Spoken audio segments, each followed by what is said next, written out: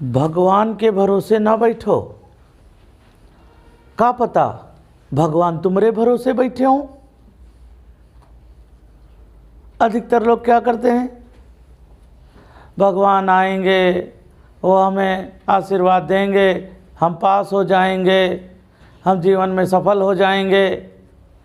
ऐसा नहीं होता है। कैसा होता है? मेहनत करनी पड़ती है, मेहनत करनी पड़ती है, खूब पढ़ना पड़ता है। भगवान तब आते हैं, वो देखते हैं ये तो बच्चा पढ़ रहा है, इसको आशीर्वाद दिया जाए।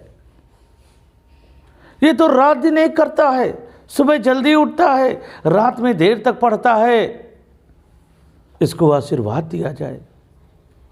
अरे भगवान की आपके ऊपर बहुत बड़ी कृपा है।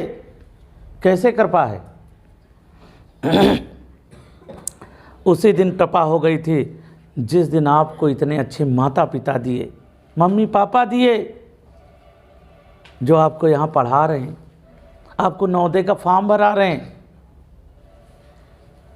देश के टॉप के स्कूल नवोदय विद्यालय में पढ़ने जा रहे हो आप। हाँ, एक से एक टीचर, एक से एक ब्रिलियंट टीचर, खान पान की ज़बरदस्त व्यवस्था, रोज दूध, रोज फल। घर में मिलना संभव नहीं है। अच्छा से अच्छा खाना, अच्छा से अच्छा सोने की व्यवस्था, बिस्तर, बिल्डिंग, सब अच्छी व्यवस्था। उस स्कूल में आपका एडमिशन कराने के लिए आपके पापा ने फॉर्म भरवाया है, आपके लिए गाइडें खरीदी हैं, आपके लिए मेरे जैसे टीचर की व्यवस्था की है। उसी दिन भाग्यशाली हो गए थे। तो भगवान के भरोसे मत बैठो, का पता भगवान तुम्हारे भरोसे बैठे हो।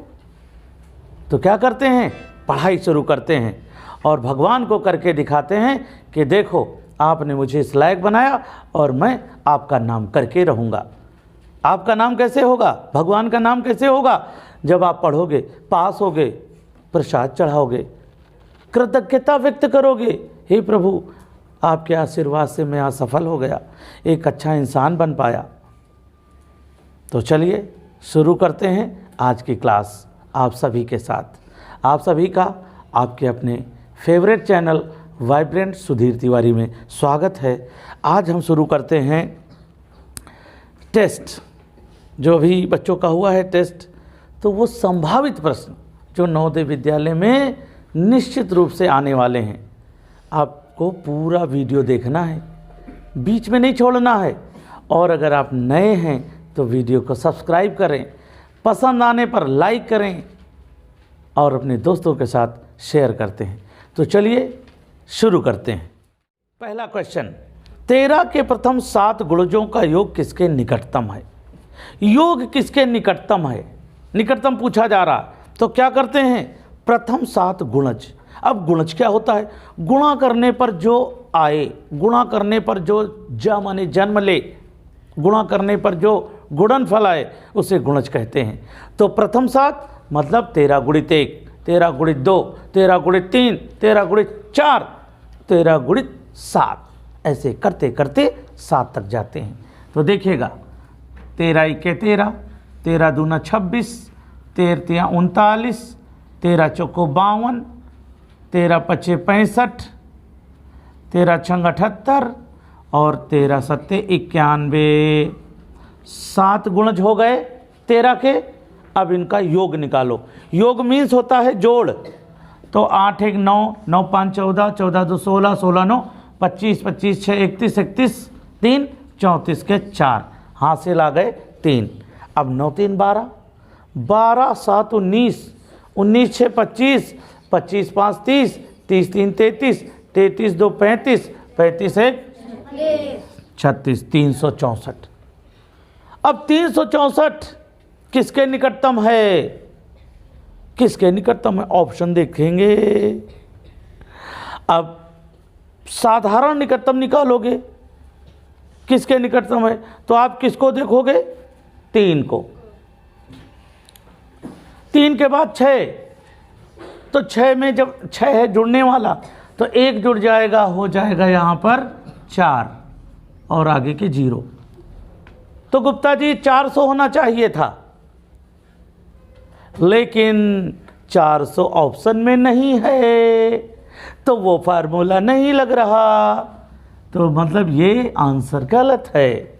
यहाँ ऑप्शन के हिसाब से देखते हैं 364 किसके निकट है, ऑप्शन में देखते हैं तो 360, 365, 370, 375, 365 के निकटतम है। ये 364, 365 के निकटतम है। ऐसे लगाते हैं भैया, ऐसे लगाते हैं।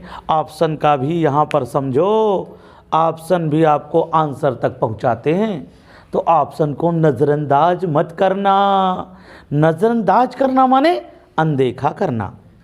तो बढ़ते हैं अगले क्वेश्चन की ओर, और अगला क्वेश्चन आपकी स्क्रीन पर ये रहा। ब्रैकेट 3/4 3/4 धन 4/5 और धन 8/25 ब्रैकेट बंद का दशमलव समतुल्य है। मतलब हमें इसका आंसर दशमलव में निकालना है, डेसिमल में निकालना है। क्या करेंगे, पहले हम इनको एक तरीका ये है कि हम इनका निकाल लें क्या, एलसीएम। एलसीएम निकालने के बाद फिर इस हर से भाग दें, जो भागफल आए अंश से गुणा करें। यही क्रम करते करते करते करते जो योग हो, फिर योग को हर से अंश को भाग दें, दशमलव में आ जाएगा। एक तो ये तरीका है, लेकिन ये लंबा तरीका होगा, समय ज़्यादा जाएगा, क्योंकि ये बहुत आसान है दशमलव में निकालना। क्योंकि 3/4 का निकालना है तो आपको याद है 3/4 को दशमलव में बदलेंगे, आकाश क्या होगा, 0.75। हाँ 0.75, मतलब ऐसे लिख लो 0.75। अब 4/5 को दशमलव में बदलेंगे तो कितना होगा शिवेंद्र, 0.8। कैसे, दशमलव लगाया, 0 बढ़ाया, हो गए 40, 5 8 40। अगर आप ऐसे नहीं कर पा रहे हो तो ऐसे कर लेना भैया, क्या है, कोई दिक्कत है क्या? तो देखो ऐसे क्या करेंगे, इसको 3 को 4 से भाग दे दो, दशमलव लगाया, 0 बढ़ाया, 4 सते 28, 2 बचे, दशमलव लगा, 0 बढ़ गया, 4 पंचे 20। समझ में आ गया? अब 0.75 आ गया। अब इसको निकालना है तो 4 को 5 से भाग दे दो। अब 5 से 4 में भाग जा नहीं रहा, तो दशमलव लगाया, 0 बढ़ाया और 5 8 40 हो गया। अब 0.8, कोई अंक नहीं, 0 बढ़ा लो, राइट, समझ में आ गया। अब ये देखो है 8/25, 8 को 25 से भाग देना है।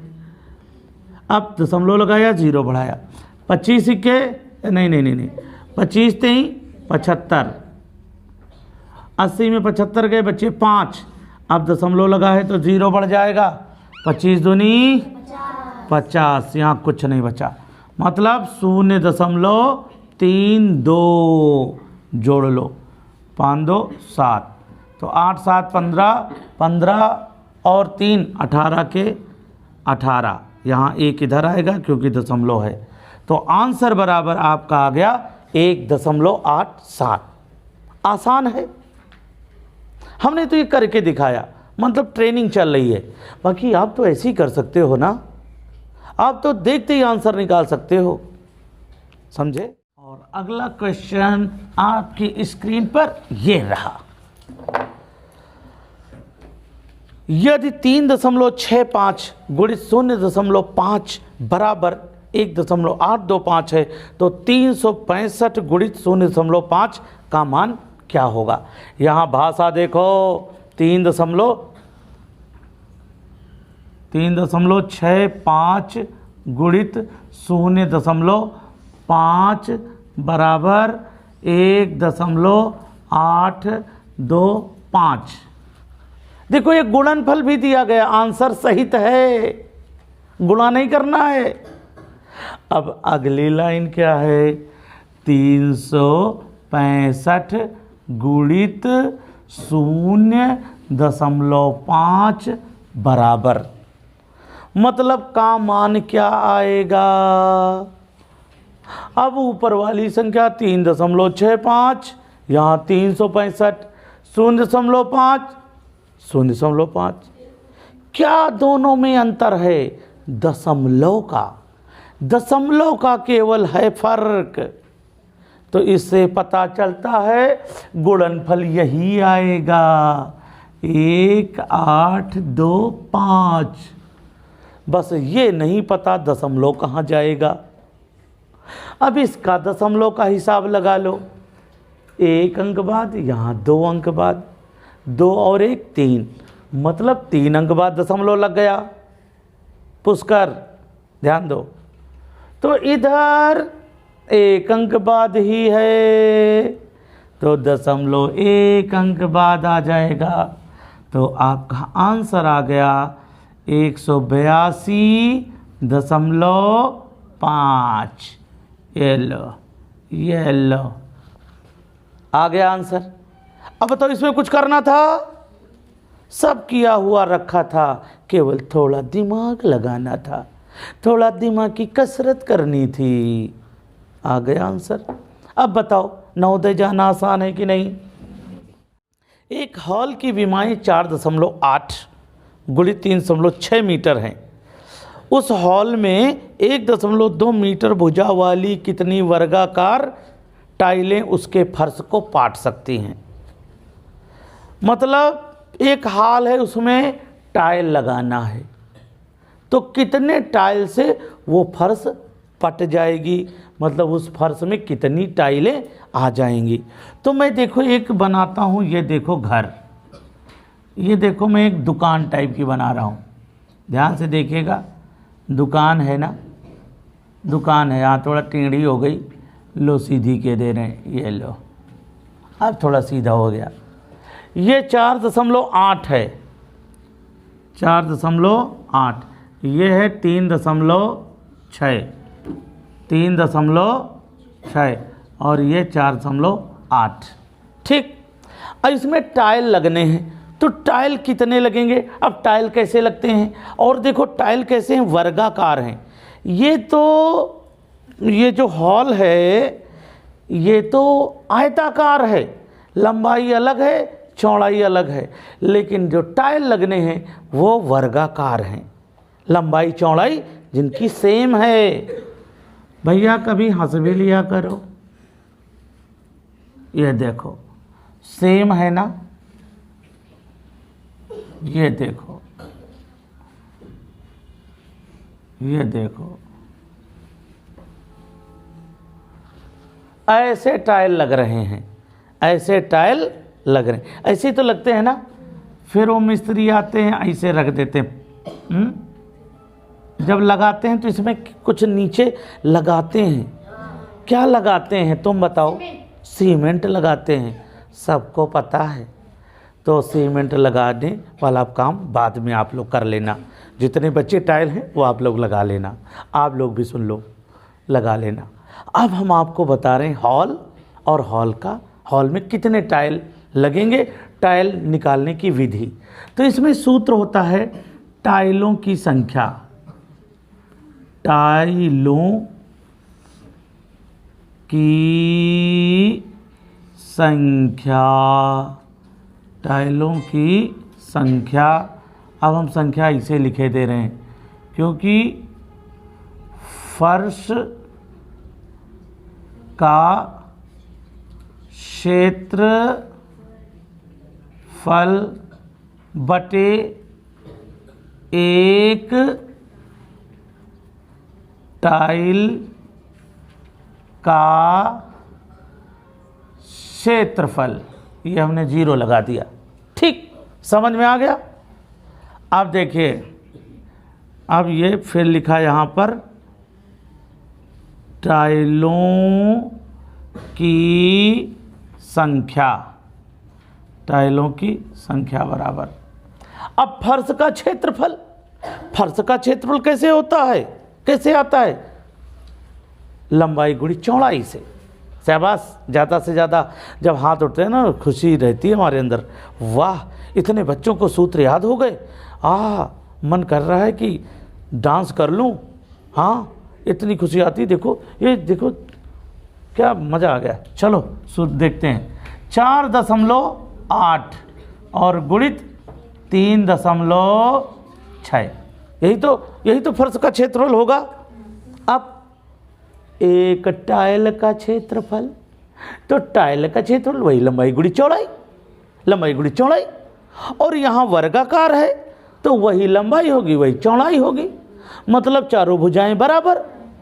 तो 1.2 अगर लंबाई है तो 1.2 चौड़ाई होगी। ये लो। अब दशमलव हटाना है, फिर काटना है, तो एक अंक बाद इधर दशमलव, एक अंक बाद इधर दशमलव, एक अंक बाद इधर दशमलव, एक अंक बाद इधर दशमलव, मामला सब बराबर है। तो बराबर है तो एक अंक बाद इधर दशमलव, एक अंक बाद इधर, उड़ गया। ये लो इधर भी उड़ा, ये इधर को उड़ गया। हवा इधर को चल रही ना मानो तो खिड़की खोल के देख लो। 12 इक्के 12, 12 चौको 48, 12 इक्के 12, 12 तेई 36 और 4 तेई 12। आंसर बराबर 12 टाइल्स लगेंगे। टाइल्स की पेटी आती है ना, उसमें रहते हैं ना, तो कितनी पेटी, मान लो एक पेटी में 4 टाइल आते हैं, तो 12 टाइल है ना, तो कितनी पेटी लानी पड़ेंगी? 3। मान लो कभी कभी ये भी आंसर क्वेश्चन में हो सकता है, यदि एक पेटी में 4 टाइल आते हैं तो कितनी पेटी लगेंगी? आप क्या करोगे? 12 को 4 से भाग दे दोगे, 4 3 12, 3 पेटी लगेंगी। सीखो, सवाल बनाओ, अपने आप से बनाना सीखो। जब इसमें डूब जाओगे, जब इसमें पूरी तरह से आनंद लो, पढ़ाई का आनंद लो। अब कुछ लोग अरे यह तो मार डालेगा पढ़ा पढ़ा के, उत्कर्ष सोच यही रहे हैं, तुम यही सोच रहे हो। देख रहे हैं घड़ी, कहाँ हो तुम? अरे भैया जीवन बनेगा भैया, चाहे जितने बजे सो के उठना, कोई नहीं कहेगा, अरे कहेगा इन्हीं से सब जलवा है, इन्हीं से रंगबाजी है, सो लेने दो। इन्होंने बहुत मेहनत की है, इन्होंने जीवन बहुत मेहनत की है और आज इतने बड़े अफसर बने हैं, जिनकी वजह से हम लोग ऐसो आराम की ज़िंदगी जी रहे हैं। तुम्हारे परिवार वाले तुम्हें जगाएंगे नहीं, लेकिन आज जाग लो। अगर चैन की नींद सोना चाहते हो तो आज जागना सीख लो। तो चलिए अगले क्वेश्चन की ओर बढ़ते हैं। 144 का 3/4, 144 का 3/4। अब क्या करेंगे? कामा 96 के 2/3 से कितने गुना है? तो 96 का 2/3। अब काट लो, 4 इक्के 4, 4 तेई 12, बचे 2, हो गए 24, 4 छंग 24 और 36 तेई 108। अब 3 से इसको काटो, 3 इक्के 3, 3 त्रिको 9, 3 दूनी 6, 32 दूनी 64। अब बड़ी संख्या में छोटी संख्या को माइनस कर दो। 8 में 4 गया 4, 10 में 6 गया 4, तो आंसर बराबर आ गया 44। मतलब कितना अधिक है? 44 अधिक है। ऐसे लगा लेते हैं। अगले क्वेश्चन को देखिएगा। ये क्वेश्चन में बच्चे जो बच्चे भाग नहीं सीख पाए हैं, यहाँ पर भाग ये बच्चा लगा लेता है, कर लेता है। अब ये विधि देखी गई, ये चीज़ सीखी, मतलब ये चेक किया जा रहा है इससे भाग आता है कि नहीं आता है। तो देखते हैं क्या है। ब्रैकेट 6,41,664 भागित 16 ब्रैकेट बंद को सरल करने पर उत्तर आएगा। क्या करेंगे? 16 से भाग देंगे। अब कुछ बच्चे ऐसे भाग देंगे, 64 16 64 और बटे में भाग कर दो। कुछ लोग ऐसे करेंगे 16 1 16, 16 चौको 64, यहाँ कुछ नहीं बचा 16, 16 1 16, यहाँ कुछ भी नहीं बचा, हो गए 64, 16 चौको 64, ढिचकियों। और उनको भी मिल जाएगा ढिचकियों। फिर कहेंगे ये कहा हमारा गलत कैसे हो गया, तो सही है सर, सही जगह, तो नंबर दो। अरे भैया ध्यान से देखो, यहाँ कुछ न कुछ गलत हो रहा है। अब मैं ऐसे बता रहा हूँ, देखो 64 16 64 बटे 16 कैसे गलत हो रहा था। 16 1 16, ठीक है, अच्छी बात है, आगे बढ़ो। 16 चौको 64, अब पूरा कट गया, यहाँ ताज़ा नया अंक लेंगे 1, लेकिन 16 से 1 छोटा पड़ रहा, भाग जा नहीं रहा। अब अगला अंक तभी ले सकते हो जब इसके आगे 0 लगा दोगे। अब 0 ने कहा ले लो बेटा ले लो, अब ले लिया तो हो गया 16, 16 1 16, 16 1 16 पूरा कट गया। यहाँ नया अंक फिर लिया, फिर 16 से देखा 6 में भाग चला जाए, नहीं जा रहा, क्या करोगे, सर पटक के रोगे? अरे फार्मूला का इस्तेमाल करोगे कि अगर हम यहाँ 0 बढ़ा दें तो अगला अंक लेने की पावर मिल गई। अब आगे का अंक मिला करके 64, 16 चौको 64 पूरा कट गया। आपका आंसर आ गया 40,104। इस तरह से लगा लेते हैं। सावधान रहना, नवोदय की परीक्षा देने जा रहे हो, 80 बच्चे लिए जाते हैं, मलाई बनना है आपको।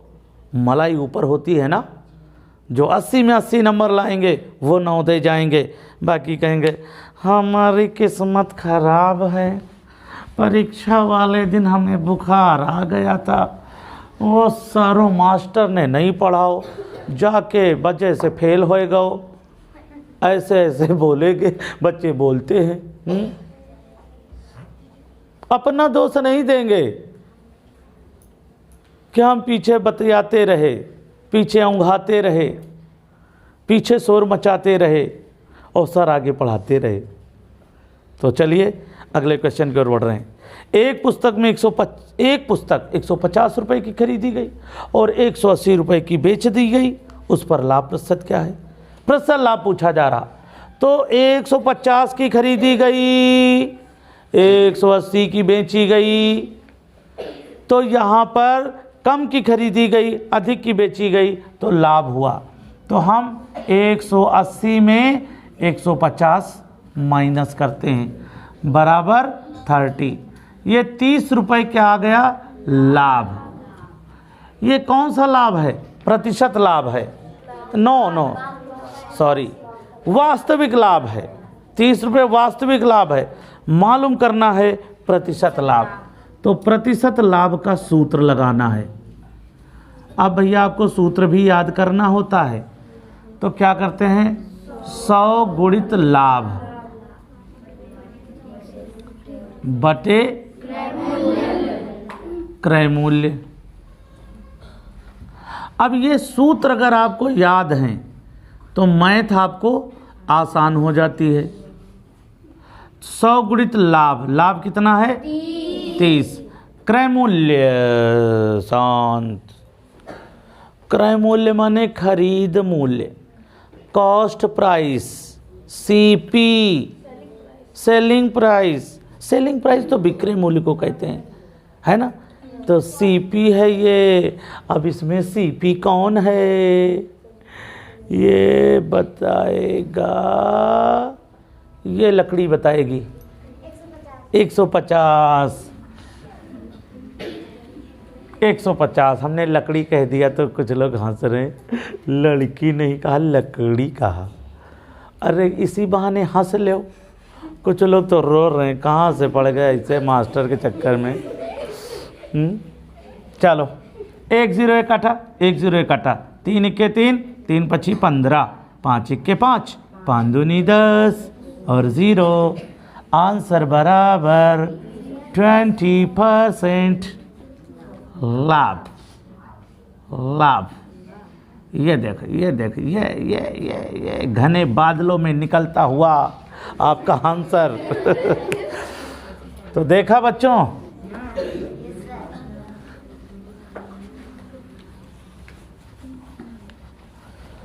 अगला क्वेश्चन है, एक बस 8 घंटे में 400 किलोमीटर की दूरी तय करती है, बस की औसत चाल। तो हमें औसत चाल का सूत्र लगाना है। औसत चाल, औसत चाल का सूत्र होता है कुल दूरी बटे, मुझे बहुत खुशी है कि मेरे बच्चों ने सूत्र याद किया, मैं बहुत खुश हूँ। हाँ, कुल दूरी बटे कुल समय। जो नहीं याद किए अंदर अंदर खुश रहे, हम तो याद नहीं किया, हमें भी सर कह रहे हैं, हमें भी सर कह रहे, अरे तुम्हें तो टेस्ट बताएगा, तुम कहाँ हो, तुम किसे बेवकूफ़ बना रहे हो भैया। इसका हिसाब जब रिज़ल्ट आता है तब पता चलता है। तो देखिएगा, अच्छे बच्चे ध्यान से देख रहे हैं। तो कुल दूरी कितनी है? 400 किलोमीटर और कुल समय है 8 घंटे। 8 के 8, 8 पंचे 40 और 0। आंसर बराबर 50 किलोमीटर प्रति घंटे। आ गया समझ में? इजी है। अगला क्वेश्चन है, 6 के प्रथम 5 गुणजों के योग से आने वाली संख्या के दहाई तथा इकाई के स्थानों पर आए अंकों का अंतर क्या होगा? ओ, कितनी टेढ़ी मेढ़ी भाषा है। पहले तो समझो, 6 के प्रथम माने पहले, 5 गुणज, गुणज वही 6 का पहाड़ा 5 बार। 6 के प्रथम 5 गुणज, 6 का पहाड़ा 5 बार। जैसे पहला सवाल था 13 के 7 गुणज, यानी 13 का पहाड़ा 7 बार लिखना। 13 के 13, 7 तक गए थे ना। वैसे यहाँ भी 6 के प्रथम 5 गुणजों का योग, 6 का पहाड़ा 5 बार लिखना है, फिर उसका योग निकालना है। तो पहले इतना कार्यक्रम कर लो। 6 के 6, 6 दूनी 12, 6 त्रिक 18, 6 चौको 24 और 6 पंचे 30। अब इनका योग निकालो। 8 4 12, 12 12 12 12 12 2 14, 14 6 20, हासिल 2, 3 2 5, 5 2 7, 8 9। अंकों का योग आ गया 90। लिखा है योग से, जो योग 90 आया, इससे आने वाली संख्या के, आने वाली संख्या कौन है? 90। दहाई तथा इकाई स्थानों, दहाई ये है, इकाई ये है, स्थानों पर आए अंकों का अंतर क्या होगा? माने इन संख्याओं का अंतर, इन अंकों का अंतर मालूम करना है। अंतर माने घटाना है, माइनस करना है। तो क्या करते हैं? बड़ी में छोटी घटाते हैं। तो बड़ी है 9, छोटी है 0, घटा दो। तो 9 में 0 गया 9, तो आपका आंसर भी आ गया 9। इस तरह से भाषा को समझना पड़ता है भैया, भाषा को समझना पड़ता है भैया। अगला क्वेश्चन, वह बड़ी से बड़ी संख्या प्राप्त कीजिए जिससे 1277 और 1368 को भाग किया जाए तो प्रत्येक स्थिति में 3 शेष बचे। अब भाषा को समझा तो क्या लिखा हुआ है भैया? वह बड़ी से बड़ी माने मासा, वह बड़ी से बड़ी माने मासा। प्रत्येक स्थिति में 3 शेष बचे। प्रत्येक स्थिति में या हर हालत में या प्रत्येक दशा में, ये भाषा होती है ना। 3 शेष बचे तो मासा हो, अंत में शेष बचने को कहे तो मासा में जो संख्याएं दी गई हैं उन संख्याओं में पहले घटा देते हैं।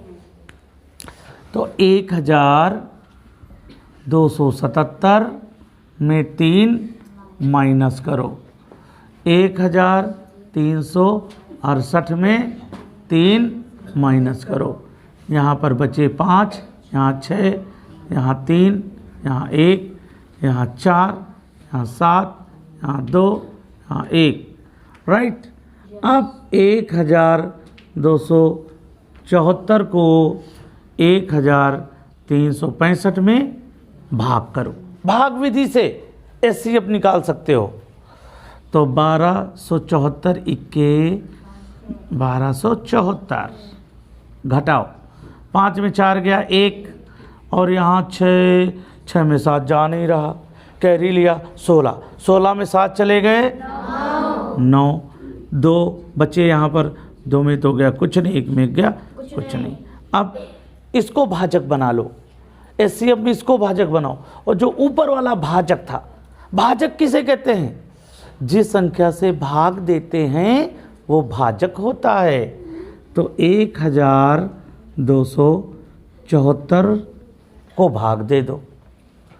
अब 91 इक्के 91, एक बार ही जाएगा, 91 इक्के 91, 7 में 1 गया 6, यहाँ 12 में 9 गया 3, अब अगला अंक उतार लेंगे 4। अब 91 का टेबल पढ़ो कि 364 से ज़्यादा न जाए। अब 91 का टेबल नहीं आ रहा है तो क्या करेंगे? 9 का टेबल पढ़ेंगे कि 36 से ज़्यादा न जाए। तो 9 चौको 36, 4 बार गया। अब 4 इक्के 4, इस 4 का 91 का गुणनफल लिख दिया जाता है। तो 4 इक्के 4, 4 नवैया 36, ये कट गया, ये कट गया, ये कट गया।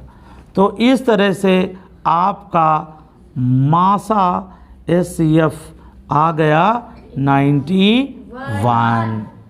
मतलब 91 वो संख्या है, 91 वो बड़ी से बड़ी संख्या है जिससे 1277 और 1368 में भाग देंगे तो प्रत्येक दशा में 3 शेष बचेगा, हर स्थिति में 3 शेष आएगा। तो इस तरह से आपने देखा ये 10 प्रश्नों के, ये 10 प्रश्न आपकी ज़िंदगी बदल सकते हैं। इस तरह के प्रश्नों का अभ्यास करो, मुस्कुरा के करो, ज़िंदगी बनानी है इस वजह से करो। तो आपने बहुत अच्छा अपना मन दिया, अपना साथ दिया, मुझे देखा, सुना, समझा। इसके लिए आपको मैं हृदय से आभार व्यक्त करता हूँ, धन्यवाद देता हूँ। अगर आपको ये वीडियो पसंद आया है, अच्छा लगा है तो लाइक करें, दोस्तों को शेयर करें, और अगर आप नए हैं तो वीडियो को सब्सक्राइब करके बेल आइकन ज़रूर दबाएं, जिससे आने वाले वीडियो के नोटिफिकेशन आप तक सबसे पहले पहुँचें और आप उन वीडियो को देखकर अपने जीवन का निर्माण कर सकें। तो दोस्तों आज इतना ही ना। मिलते हैं अगले वीडियो में, तब तक आप स्वस्थ रहें, मस्त रहें और मुस्कुराते रहें।